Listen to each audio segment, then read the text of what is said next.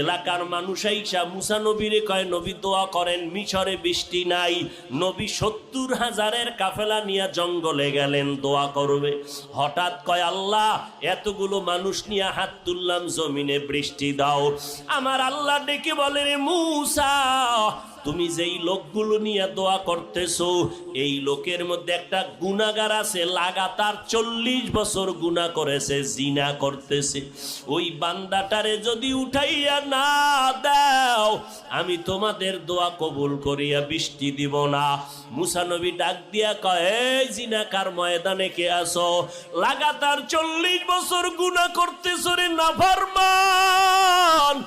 এখন আল্লাহর অর্ডার, তুই ওঠ। তুই যদি উঠিয়া না যাও তোর কারণে আমাদের মোনাজাত কবুল হবে না। জিনাকারের ভয় ঢুকিয়া গেল। এখন যদি আমি উঠিয়া যাই তো মানুষ বলবে আমি জিনাকার, যদি চোখের পানি ছাড়িয়া কান্না করি মানুষ বলবে আমি অপরাধী।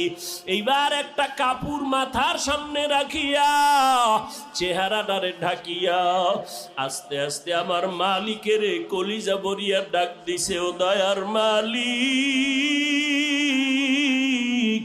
40টা বছর আমি গুনাহ করতেছি, তুমি তো কখনো আমার গুনাহটারে মানুষের কাছে প্রকাশ করাও নাই।